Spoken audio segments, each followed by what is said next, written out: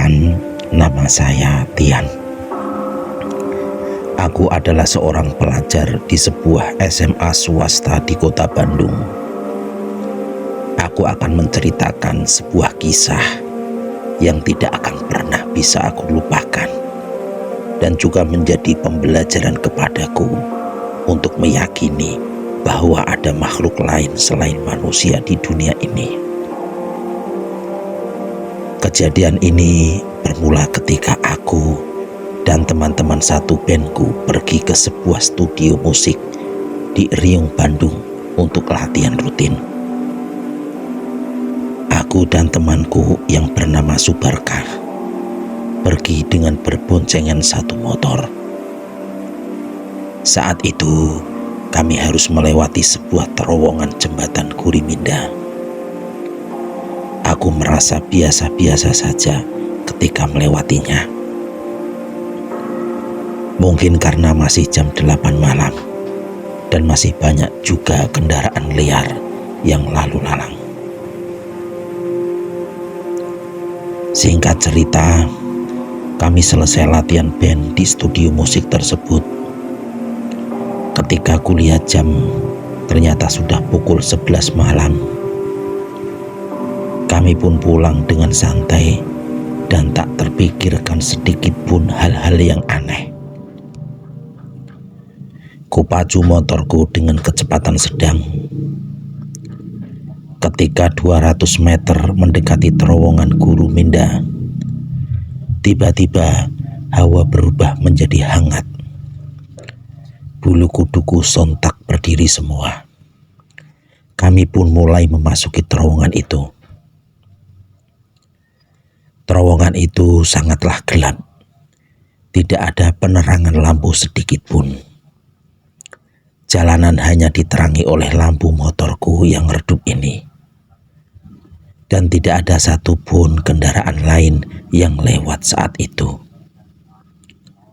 Semakin memasuki terowongan, suasana terasa semakin mencekam.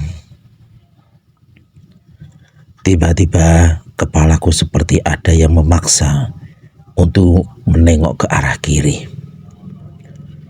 Dan saat aku menoleh, astaga, terlihat sesosok makhluk tanpa kepala sedang berdiri tegak di pinggir terowongan. Saking kagetnya, aku menarik gas terlalu kencang dan akhirnya motorku terjatuh. Duh, sambil kurasakan sakit, aku menengok ke arah sosok tadi berdiri. Dan dia ternyata masih ada. Sosok itu berjalan menghampiri kami dengan langkah yang gontai. Aku terpaku dan tidak bisa bergerak. Namun, tiba-tiba aku disandarkan oleh Subarkah yang menepuk pundakku dan menanyakan apakah aku baik-baik saja. Aku hanya menganggukkan kepala. Kulihat lagi ke arah sosok tadi dan ternyata dia sudah menghilang.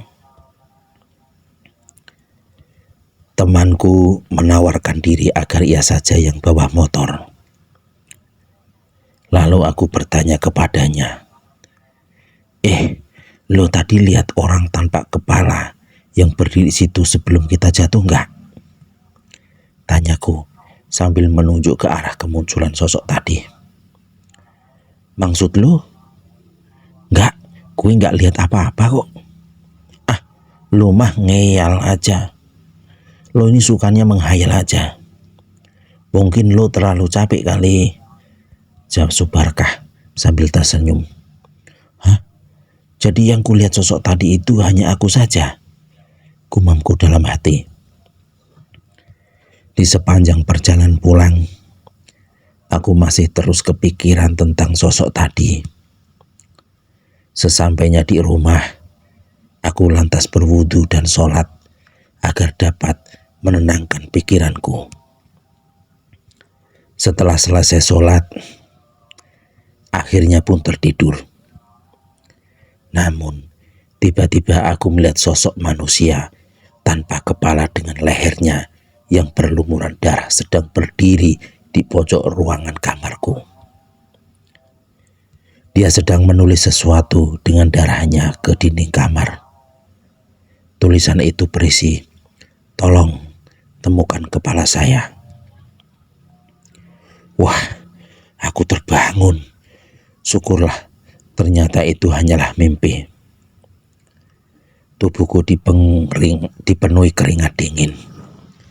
Dan karena aku takut bermimpi sosok tadi lagi, akhirnya aku takut untuk meneruskan tidurku. Pagi hari pun tiba, ku baca koran harian, dan betapa kagetnya aku. Ternyata kemarin sekitar pukul 4 sore ada seseorang yang tertabrak kereta hingga kepalanya putus. Lokasinya di sekitaran Jalan Guruminda yang semalam aku lewati. Jadi hantu yang semalam aku lihat itu adalah arwah penasaran dari orang ini, pikirku. Sialnya, hampir semalam seminggu terakhir ini, aku selalu didatangi makhluk itu. Entah itu di kamar, di mimpi, atau di tempat lain ketika aku sedang sendirian. Karena tidak tahan lagi, aku pun menceritakannya kepada ayahku yang juga seorang ustadz. Akhirnya ayahku mendatangi ke terowongan Guruminda itu tanpa aku. Dan setelah itu, aku tidak pernah diganggu lagi oleh hantu tersebut.